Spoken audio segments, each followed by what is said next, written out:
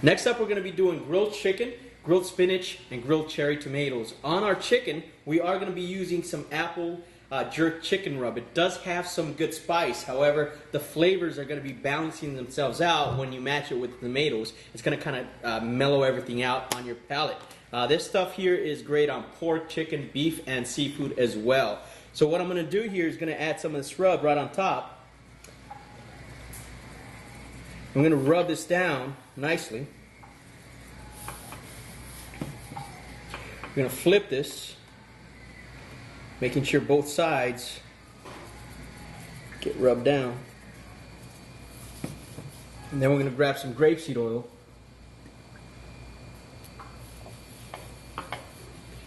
This rub here, tons of flavor, and it's not just for chicken. I know it does say apple jerk chicken rub, but it is really good on pretty much any protein. It does pack a punch. So we're going to go ahead and grab this chicken here. We're going to throw it on that sear burner on this Grand Turbo. And we're going to go ahead and flip this around in circles. Here at Barbecues Galore, we like even caramelized crust on our meat, not necessarily grill marks. Here's my take on grill marks. I'm not saying that it's bad, that it's negative, because at that point, it's going to be what you like doing at home. Either you want the grill marks or you don't. You have to judge for yourself and grab a piece of chicken, put grill marks on it, or do it this way, or do them together both side by side, and judge for yourself which one tastes better. So with me, when it comes to grill marks, all they are basically burnt bitter marks that are going on your steaks or on your protein on high heat. Here what we're doing is we're being our own, in a sense, rotisserie here, and we're spinning the chicken around in circles, making sure it gets a nice even caramelized crust. This way it brings out the sweetness of your chicken and not the bitterness by having those grill marks on there. And again, it's by opinion and what you like. So if you like grill marks, keep on doing what you're doing. If that works for you. Personally, myself, I'm not a big fan of grill marks, and we are going to put a nice crust on here. Once we have that nice seared crust on there, we're going to flip this around on high heat. And once we brown this off, we are going to remove this from the bottom of that grill to our upper deck. We're going to close that grill and forget about that chicken for a little while here. And now we're going to talk about grilled spinach. For your grilled spinach, you will not need any type of oil on here, because if you put oil on here, you will have a big giant grease fire on those barbecue toppers, and we are going to use them again here today. Your tomatoes will need just a touch of grapeseed oil. Just a little touch. We're going to toss these around real quick. We're not going to add any salt to this. We're not going to add any salt or pepper to the tomatoes until they come off the grill. So we are going to grab these tomatoes real quick. And we are going to be using our pit mitts here because we're going to have to move around these barbecue toppers. So we're going to have a couple of things going on this grill. We have the chicken, we have the tomatoes, and we are going to have the spinach on it. For your tomatoes, drop them on the grill, high heat. Now where you're going to wait for them is to blister. For your spinach, you want to drop them on that barbecue topper. And all you're going to do is welt them down. Tomatoes, move them around a bit.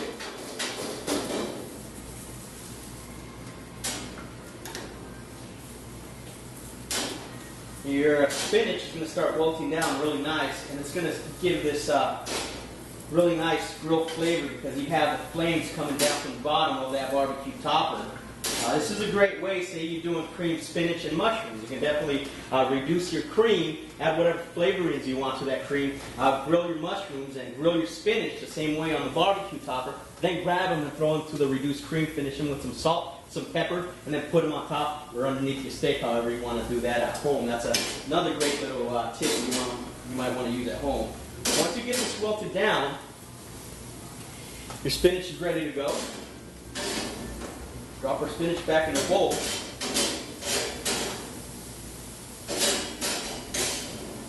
We're going to give our tomatoes a quick little move here. See how they start blistering up really nicely there? Exactly what you want. Quick little blister. There's another technique that you can do this, and it's a slow version. It's kind of like a sun-dried tomato, but we'll call it a grill-dried tomato. At that point, what you would want to do is grab these tomatoes, toss them in some olive oil, toss them in our olive oil and a little bit of the spicy garlic. And then what you want to do is have your grill set up on indirect heat, which means one side's going to be on and one side's going to be off. You're going to put your tomatoes on the off side, put them directly on that cool barbecue topper on that off side, and close that grill, keeping it at 250 degrees. For these cherry tomatoes, it'll probably take about 5 hours on low heat. But what happens is that the seeds start melting down, and basically you're encasing the inside of the seeds in the tomato with that skin outside, and it turns into a sauce. So when you bite into it, you're having this beautiful tomato sauce that pops in your mouth instantly. That's another way that you can try this. Once your tomatoes are blistered, you can definitely grab your barbecue topper. Barbecue topper's hot, so make sure you grab that pit mitt. We'll drop our tomatoes right in there. You guys hear that sizzling? Love that sound. And drop them right in there.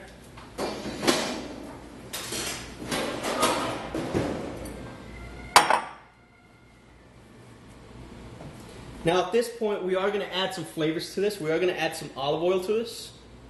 I'm going to add a touch of olive oil to this one here. I'm going to hit the tomatoes up with some spicy garlic real quick, just a touch.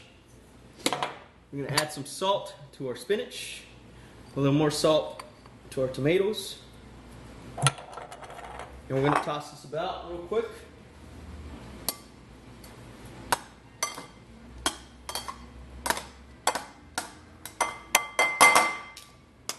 Toss these tomatoes around real quick too.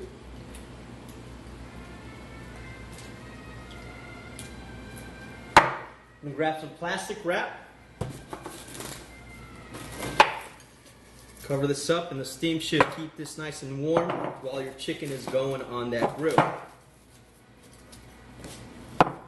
So what we're going to do now is grab this thermometer and insert it to the thickest, most part of that piece of chicken. And your thermometer should read at least 165 degrees. Once you achieve that doneness, let your meat rest for about 5 or 10 minutes. It's very important to let your proteins rest for about 5 or 10 minutes because once you have your protein out of that grill and you cut into it right away, it releases all the moisture, it dries your meat out. And this is very important in cases, say you're doing a filet mignon medallion and you're grabbing it, throwing it on a grill, and you forget to rest it, and you put it on top of this beautiful wine reduction, and you're serving it to their guests. You forget to rest it, your guest cuts into it, it leaches that blood or that moisture into your sauce, killing the integrity, the flavor, and the whole plate because your sauce is now bloody. It's killing the texture, it's killing the flavor, and you're drying your meat out. So it's also killing the integrity of the meat and the whole product and dish in itself. So make sure you rest it because while it's resting,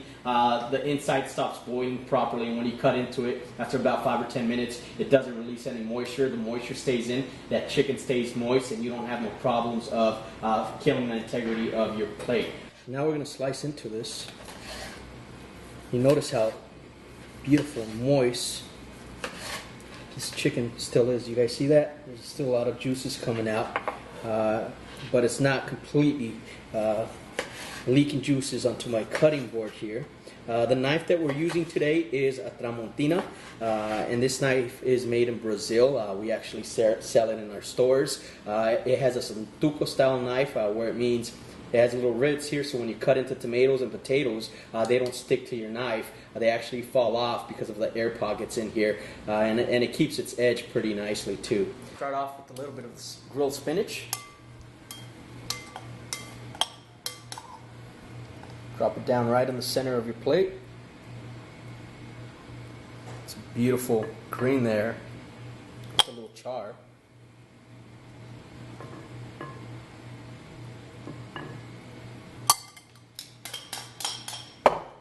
Grab some of these tomatoes here. Just put them along your dish here.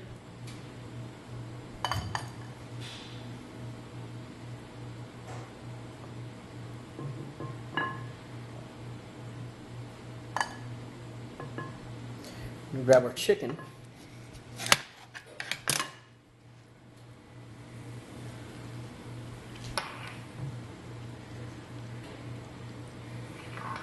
Spread our chicken properly right here. Just prop it against your tomatoes and your spinach. We're going to give it a little bit of shine with some olive oil.